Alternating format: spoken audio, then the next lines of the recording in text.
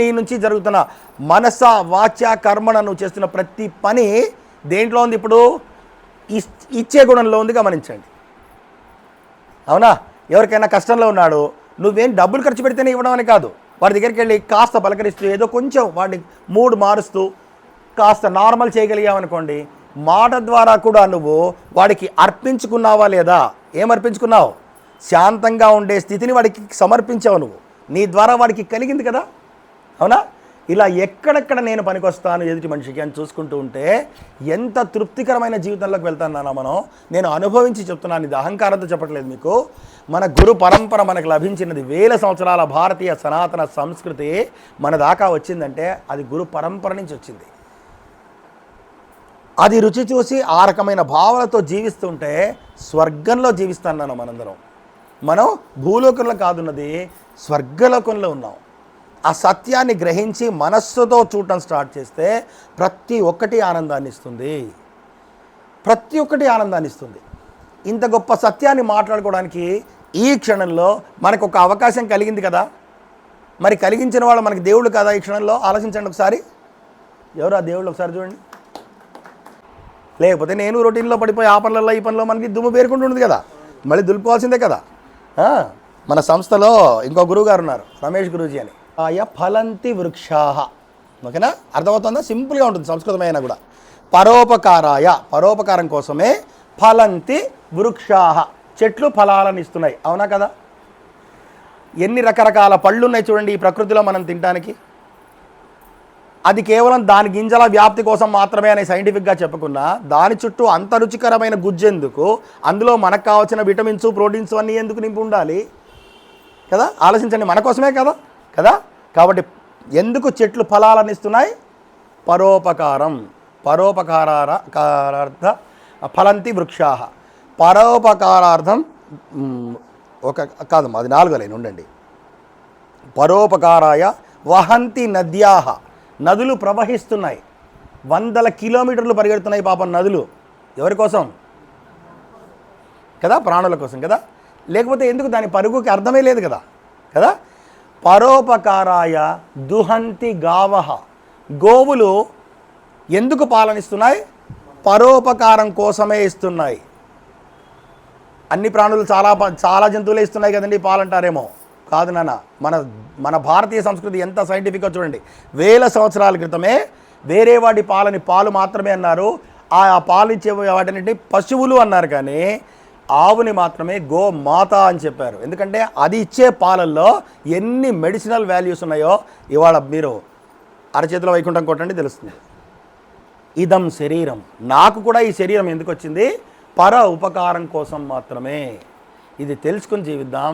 ఎక్కడెక్కడికి వెళితే అక్కడ నీ నుంచి ఎదుటి వాళ్ళకి ఏమి అవసరం ఉందో అది చేసుకుంటూ వెళ్ళండి, తృప్తిని సంపాదించుకుంటూ వెళ్ళండి. తృప్తి అనేది మార్కెట్లో దొరికేది కాదు, నువ్వు చేసిన పని నుంచే, నీ అర్పణ భావన నుంచే అది లభిస్తుంది. అవునా కదా?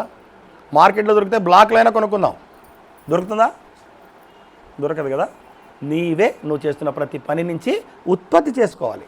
అది కూడా ఎప్పుడు ఉత్పత్తి అవుతుందో చెప్పుకుందామా? ట్రూత్ఫుల్గా చేస్తేనే, సత్యవంతంగా చేస్తేనే. ఇప్పుడు చూడండి, నేను ఉద్యోగం చేస్తున్నాను, మా బాస్ చూస్తే ఒకలాగా, మా బాస్ చూడకపోతే ఇంకోలాగా చేస్తున్నాను అనుకోండి, తృప్తి ఉత్పత్తి అవుతుందా? క్యాష్ ఉత్పత్తి అవుతుంది. నెల రోజులకు అసలు అమాయకుడు పాపం, నేను మంచిగా అనుకుని ఇస్తూనే ఉన్నాడు వాడు కదా. వీడికి తెలుసు కదా యంత్రాత్మకి నేను ఎట్లా ఉన్నానో, వీడైతే చూస్తాడుగా. కాబట్టి ఎప్పుడు తృప్తి వస్తుంది నాకు? ఎలా చేయాలో అలా చేస్తేనే కదా. ఆట వేరు, దొంగ ఆట వేరు. జీవితం బుడగ వంటిది, 3 నాళ్ళల్లో పట్ అంటుంది, దీని మీద వ్యామోహం వద్దు నరుడా. ఇవి సత్యాలు కావు. ఇది పాడితే ఏమంటారు? మన్ని సన్యాసులు అనరు, సన్నాసులు అంటారు. సన్నాసులు కాదు, మనం సన్యాసిగా ఉందాము. మంచి పదం దొరికింది, దాని గురించి కూడా చెప్పుకున్నాం. సత్ ప్లస్ న్యాసి, సన్యాసి. సన్యాసి అంటే అసలు దాని మీనింగ్ ఏంటంటే, సత్ అంటే సత్యము, ఈ లోకం మొత్తానికి సంబంధించిన సత్యం. ఏది? దైవం ఒకటే శాశ్వతము, మిగతా ఏవే శాశ్వతం కాదనే సత్యం ఉంది కదా. అవునా? ఆ సత్యాన్ని తెలుసుకొని సత్యమును న్యాసి అంటే న్యాసంగా ఉంచుకోవడం, అంటే దాచుకొని ఉంచుకోవడం. సత్యాన్ని తెలుసుకొని గురువుల ద్వారా తన మనసులో ఎప్పుడూ దాచుకుని దానికి అనుగుణంగా ప్రవర్తించేవాడు సన్యాసి. అంతేకాని సన్నాసి అంటే ఏం చెప్పాలి? ఇప్పుడు అన్నీ ఉన్న 4గురితో ఉన్న బంధాలని కూడా తెంపేసుకొని భార్య మాయ, భర్త మాయ, పిల్లలు మాయ, ఉద్యోగం మాయ, మరి ఏం చేస్తారా నాయన అంటే రైల్వే స్టేషన్లో కూర్చొని గంజాయి దాక్కుంటూ పడుకుంటాను, అడుక్కు తింటాను. వీడు సన్యాసి చెప్పండి? అర్థమవుతుందా? భూమాతకి భారంగా బతికితే అది సన్యాసత్వం కాదు. ఉన్న బంధాలు తెంపుకుంటే సన్యాసం కాదు నాన్న. ఉన్న బంధాలను పెంచేసుకున్నవాడు సన్యాసి. ఎక్కడి దాకా పెంచుకోవాలి? No limit. లోకా సమస్త సుఖినో భవంతు. ఎందుకు అనుకోవాలి? అది కూడా మన పెద్దవాళ్ళు చెప్పారు. వసుధైక కుటుంబం. ఉన్నాయి ఆన్సర్లు, మనం చూడటంలే ఎంతకాలంగా. మనందరం విన్నవేనా కదా? వసుధ అంటే మొత్తం భూమంతా, ఏక అంటే మనకు తెలుసు, కుటుంబం ఇంకా తెలుసు. ఈ మొత్తం గ్లోబ్లో ఉన్న వాళ్ళందరూ ఎవరు? నా కుటుంబ సభ్యులే. ఈ భావనతో మీరుంటే అందరి మీద ప్రేమ ఉంటుందా లేదా? ఆటోమేటిక్గా రోజు పొద్దున్న లేవగానే ప్రతి ఒక్కడు, వాడు ఏ కులం వాడైనా ఏ మతం వాడైనా ఈ మాట అనుకుంటూ లేచేవాడు, లోకా సమస్త సుఖినో భవంతు, అందరూ బాగుండాలి అని తన పనిలోకి తను చేసుకునేవాడు. ఎక్కడికి పరిగెత్తేది లేదు, ఏం పని చేసుకునేది లేదు. భావన మాత్రం రోజు ఒకసారి గుర్తు చేసుకునేవాడు సత్యాన్ని. ఇప్పుడు ఆ భావన రోజు గుర్తు చేసుకుంటుంటే వీడు తెలియకుండానే వీడి ప్రవర్తన ఎలా ఉంటుంది? ఎక్కడ ఎవరికి కష్టం వచ్చినా వాడు పరిగెడతారా లేదా? సహాయం చేయగలిగే మనస్తత్వం ఉంటుందా లేదా? అది ఎప్పుడు గుర్తు చేసుకోవడమే, పొద్దున్నే ఆ మాట అనుకోవటము. లిమిటేషనే లేదు చూడండి. ఇందుకే భారతీయ సంస్కృతి అందరికీ కావాలి. సనాతన ధర్మం ప్రపంచవ్యాప్తంగా ఎందుకు విస్తరించాలి అంటే, నేను ఎవరో మనకు స్వామీజీ మాట్లాడుతుంటే విన్నాను, నాకు హిందువులందరూ బాగుండడం, భారతదేశం బాగుండడం నాకు కావాల్సింది కాదండి, నా దేశం నాకు అది చెప్పలేదు, 700 కోట్ల జనాభా ఎప్పుడు క్షేమంగా ఉండాలి అనేది నా దేశం నాకు చెప్పింది అన్నాడు. ఎంత నాకు అమృతంలాగా అనిపించింది మాట చూడండి కదా. అందరూ నా వాళ్ళే. నా వాళ్ళని ఎందుకు అనుకోవాలంటే, నా వాళ్ళు అనుకుంటేనే నా ముఖంలో చిరునవ్వు ఉంటుంది. వాళ్ళని చూసినప్పుడు నాకు ఆనందం ఎప్పుడు కలుగుతుంది? నా వాళ్ళు అనుకుంటే కదా. ఇప్పుడు ఇందరిలో నాకు స్వామి గారు అంటే అస్సలు నచ్చదనుకోండి, స్వామి గారు నాకు కనపడ్డప్పుడల్లా నాకేమవుతుంది? ఇప్పుడు నాలో ఇరిటేషన్ వస్తుంది కదా, నచ్చట్లేదు కదా. నచ్చనేది చూసినప్పుడు ఏం కలుగుతుంది? చికా కలుగుతుంది. ఆయనకి ఏమన్నా ఉందా తేడా? ఆయన బాగానే ఉంటాడు. ఆయన్ని చూసిన ప్రతిసారి అలజడి, స్థిమితాన్ని పాడు చేసుకుంటున్నది ఎవరు? నేనే చేతులారా. అవునా? కాబట్టి నీకు నచ్చినా నచ్చకపోయినా చచ్చినట్టు నువ్వు ఒప్పుకోవాల్సిన రూల్ ఏంటది? అందరూ నా వాళ్ళే, ఇంకో మార్గం లేదు. అందరూ ఒప్పుకుంటాను, ఇంకో మార్గం లేదు, అంతే కదా. ఆ సత్యాన్ని మరవద్దు నాన్న. అంచుకుంటుందా? లేదు కదా. కాబట్టి మానసికంగా మనం ఎలా ఉందాం? ఇలా ఉందాం. బుజ్జి బుజ్జి పిల్లలు ఉంటారే, చక్కగా 10-12 ఏళ్ళ పిల్లలు. వాళ్ళు ఎప్పుడైనా ఆలోచించిన, ఆ వయసులోంచి వచ్చాం కదా మనందరం, ఏమిటో ఈ జీవితం అని ఎప్పుడైనా వచ్చిందా క్వశ్చన్? ఆ వయసులో ఇప్పుడు వస్తాయి, పనికి వాళ్ళవన్నీ ఇప్పుడు వస్తాయి ఈ వయసుకి వచ్చాక కదా. అట్లా ఉందని నాన్న. ఏమో ఎందుకు వచ్చింది నాకు అనవసరం, నేను హ్యాపీగా ఆడుకుంటాను అంతే. ఆ షాపుకు పోయినారా అంటే వాడు ఏదో డ్రర్ అనుకుంటూ బైక్ అంటాడు, ఏదో అంటాడు, ఏదో యాక్షన్ చేసుకుంటూ, పనిలాగా ఉండనే ఉండదు వాడికి, అది ఒక గేమ్లా ఉంటుంది అంతే. ప్రతి ఒక్కటి అంతే, ఆట ఆట ఆట ఆట. అందుకే ఆ వయసులో నో బీపీ. ఆలోచించండి, నో షుగర్. ఎందుకులే నోరారా ఈ పదాలని, కానీ లేటెస్ట్లో కూడా చెప్పుకుందాం. No corona. ప్రపంచమే వణికిపోయింది కదా కదా. ఎందుకు వస్తున్నాయి ఇవన్నీ? దేనివల్ల వచ్చినాయి? అలజడి అలజడి అలజడి. స్థిమితం లేదు. హాయిగా చిరునవ్వుతో ఆడుకున్నంతకాలం చిన్న వయసులో ఏ అనారోగ్యం లేవు, ఏ బీపీలు లేవు, ఏ షుగర్లు లేవు కదా. ఎందుకు వచ్చినాయంటే వయసుతో పాటుగా తెలుసో తెలియకనో ఏవో వేరు చేసుకున్నాం, పనికిరానివన్నీ పెట్టేసుకున్నాము కదా. గొప్ప వెయిట్ లిఫ్టర్లు ఎవరు ఈ ప్రపంచంలో అంటే మనమే. ఎవరో కరణం మల్లీశ్వరి ఒక అమ్మాయి ఉండేది పాపం, ఆవిడే వెయిట్ లిఫ్టర్ అనుకునేవాడిని అమాయకంగా. తర్వాత ఈ జ్ఞానంలోకి వచ్చిన తర్వాత మా గురువుగారు చెప్పిన తర్వాత అర్థమైంది, ఓహో పనికిరానివన్నీ మోసేది నేనే. వాడు అట్లాంటి వాడు, వీడి ఇట్లాంటి వాడు, ఈమె ఇట్లా, ఆమె దేని పనికి వస్తుంది? ఏదైనా పనికి వస్తుందో చెప్పండి? ఏది పనికిరాదు. చూపు ఇటుంటే పనికిరాదు, ఎటు చూడాలి మరి? ఇటు చూడాలి. నేనేంటి, నేనేం చేస్తున్నాను, ఏం చేయాలి, ఎలా చేస్తున్నాను, ఇటు చూసుకుంటూ ఉందాం. మంచిగా చేసిన ప్రతిసారి ఎంత ఆనందమో, ఎంత తృప్తి, అబ్బా భలే చేశాను నేను ఈరోజు, అటు చూద్దాం. ఆ ఆనందాన్ని ఉత్పత్తి చేసుకుంటూ స్వర్గంలో ఉందా నాన్న, ఎందుకంటే ఉన్నది స్వర్గమే. ఓకేనా. హంసంగత్వే నిస్సంగత్వం. చెప్పండి. నిస్సంగత్వే నిర్మోహత్వం, నిర్మోహత్వే నిశ్చలతత్వం, నిశ్చలతత్వే జీవన్ముక్తి. 4 లైన్లలో అమృతం చెప్పాడు నాన్న. సత్సంగం అంటే ఇది. 4 మంచి మాటలు, అందరికీ నచ్చే మంచి మాటలు చెప్పుకునే ఒక గెట్ టుగెదర్ని ఏమంటాం? సత్ సంగము. సంగమం అంటే కలవటము, అది సత్, అసలైన అవసరమైన సంగమం. ఇలాంటి దానికి రెగ్యులర్గా మనం టచ్లో ఉంటే ఏం కలుగుతుంది? సత్సంగత్వే నిస్సంగత్వం. నిస్సంగులు అని ఎవరిని అంటారంటే సన్యాసులని అంటారు, అంటే బంధనాల్లో ఇరుక్కొని వాళ్ళు. ఓకేనా? సత్సంగత్వాల్లో ఉండడం ద్వారా మనం నిస్సంగులమై ఉండగలుగుతాం, అంటే సన్యాసత్వంలోకి ఉండగలుగుతాము. సత్సంగత్వే నిస్సంగత్వం. నిస్సంగత్వే నిర్మోహత్వం. సన్యాస భావాలలో ఉన్న కొద్దీ మోహాలు, వ్యామోహాలు పోతుంటాయి. అంటే ఇది లేనిది ఎట్లా నాకు అనే ఆ వ్యామోహాలు, కోరికలు తగ్గిపోతాయి. కోరికలు తగ్గాలి తగ్గాలి తగ్గాలి అనేది కూడా ఒక కోరికనా కదా? కాబట్టి తగ్గాలి తగ్గాలి తగ్గాలి అంటే పెరుగుతాయా తగ్గుతాయా? ఇంకోటి యాడ్ అవుతోంది, కొత్త కోరిక. దాన్ని అణిచేయడానికి ఏం చేయొద్దు, ఏం చూడాలో అది చూస్తున్న కొద్దీ సహజంగానే ఈ చిన్న చిన్నవి పైన సిల్లీగా అనుకున్నావు ఇంతకాలంగా, ఇవన్నీ వద్దులే అనే స్థితికి నువ్వే వెళ్ళిపోతావు అంతే. సత్సంగత్వే నిస్సంగత్వం, నిస్సంగత్వే నిర్మోహత్వం. కోరికలు లేని స్థితికి వెళ్ళిపోతావు. నిర్మోహత్వే నిశ్చలతత్వం. ఎప్పుడైతే నీకు కోరికలు అనేవి తగ్గిపోతూ ఉన్నాయో నీలో నిశ్చలత్వం వస్తుంది. నిశ్చలతత్వే జీవత్ ముక్తి. ఈ నిశ్చలత్వమే బతికి ఉండగానే నీకు దొరికిన మోక్షము, ముక్తి. నిజంగా ముక్తి అనేది ఉంటే, నిజంగా స్వర్గం అనేది ఉంటే బతికున్నప్పుడు కావాలా చచ్చిపోయిన తర్వాత కావాలా చెప్పండి కదా?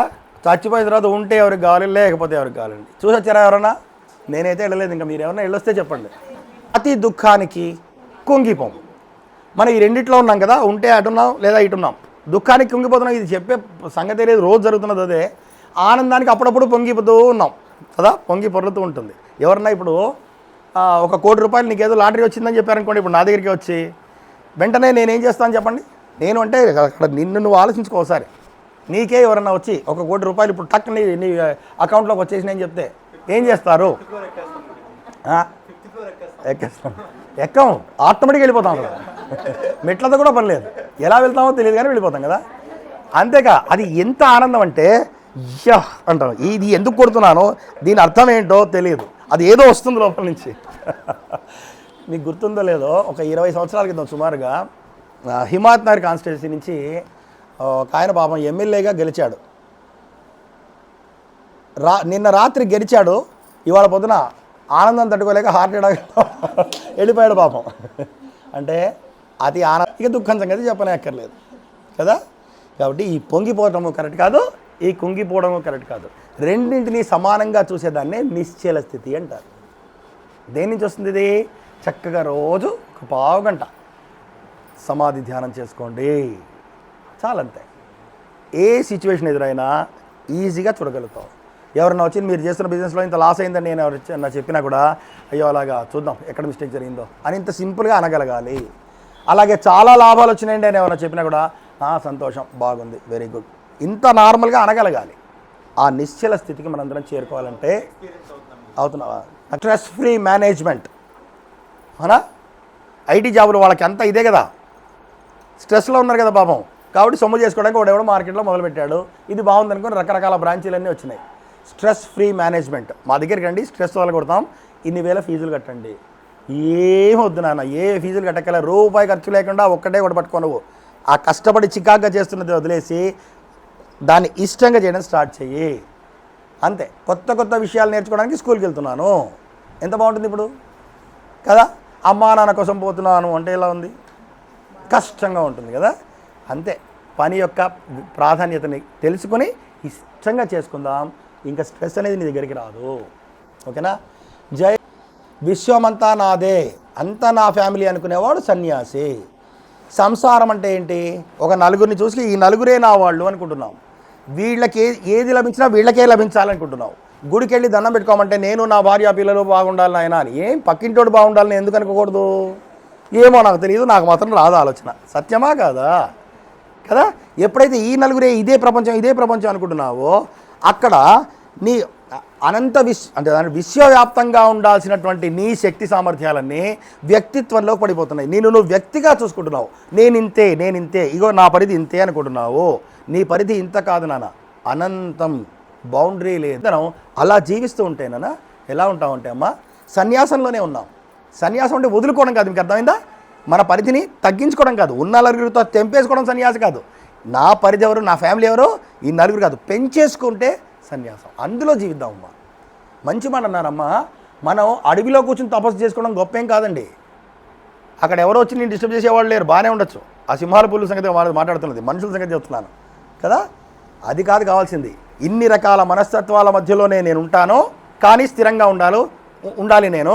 దానికి ఏం సాధన చేసుకోవాలో చేసుకుంటాను రెగ్యులర్గా. ఇది సాధన అంటే, ఇది నిత్య సాధన అంటే. ఇది మనందరికీ కావాలి. ఉంటాయి రకరకాల వాళ్ళు ఉంటారు. ఒకడు పొగిడేవాడు ఉంటాడు, ఒకడు తిట్టేవాడు ఉంటాడు, అబ్బో వీడు మోసకారి అనేవాడు ఉంటాడు. ఎన్నో ఉంటాయి. అన్నిటి మధ్యలోనే ఉండాలి. మనం సన్యాసులం, మనం సంసారులం కదా. వదిలేసి పారిపోవడం కాదు, ఇందులో ఉంటూ మానసికంగా సన్యాసిగా ఉందాం. ఓకేనా? అసతో మా సద్గమయ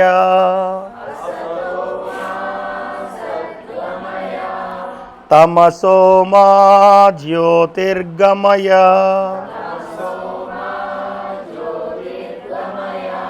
మృత్యోర్మా అమృతం గమయ.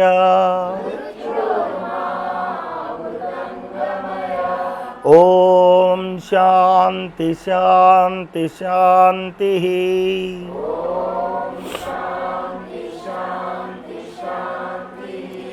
లోకా సమస్తా సుఖినో భవంతు.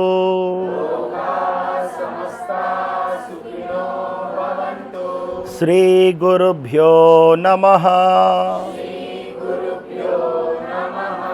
హరి ఓం. జై గురుదేవ. అసతో మా సద్గమయ. మా అంటే వద్దు అని. అసత్యము అనే మార్గము నాకు వద్దు, సత్గమయ సత్యం అనే మార్గంలో వెళ్తాను.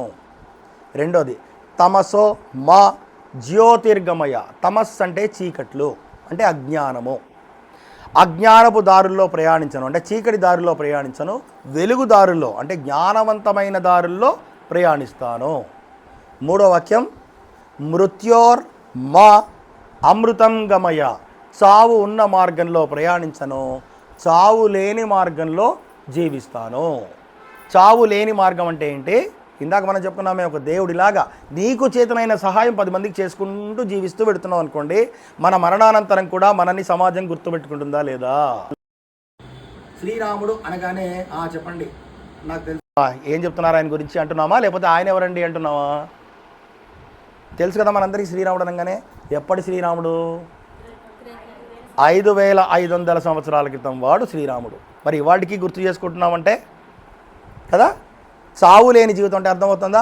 మన ఈ శరీరం పతనమైన తర్వాత కూడా 10 మంది మనల్ని తలుచుకోవాలి. అది చావు లేని జీవితం. కాబట్టి నేను ఎలా జీవిస్తానని నొరారా చెప్పుకున్నాం. ఇప్పుడు మరణం ఉన్న జీవితం కాదు, అంటే ఏదో భూమికి భారంగా ఏదో పుట్టాం మరణించాం అన్నట్టు కాదు. నేను పుట్టినందుకు ఎంతోమందికి మేలు జరగాలి ఇక్కడ అని ఆ గమనంతో జీవించి వెళ్ళిపోతే సమాజం రేపొద్దున మనల్ని తలుచుకుంటే అది చావు లేని జీవితము. లేటెస్ట్ దేవుడు సాయిబాబా లాగా చనిపోయాడు ఆయన కదా, గట్టిగా 105 సంవత్సరాలు ఇప్పటికీ. దేవుడు అనేస్తున్నాం, ఏదో స్వామీజీ అని కూడా కాదు. ఎందుకు అంటే ఎవరితో అయినా ప్రేమగా ఉండేవాడు, కులమత భేదాలు లేవు, అందరితో కలిసిమెలిసి ఉండేవాడు. ఎవరికి ఏ కష్టం వచ్చినా తనకి చేతనైంది ఏదో చేసుకుంటూ పోయేవాడు అంతే. అలాంటి భావాలతో జీవిస్తే మరణానంతా కూడా లోకం మనల్ని తలుచుకుంటుంది. అది మృత్యోర్మా అమృతంగమయ. చాలు.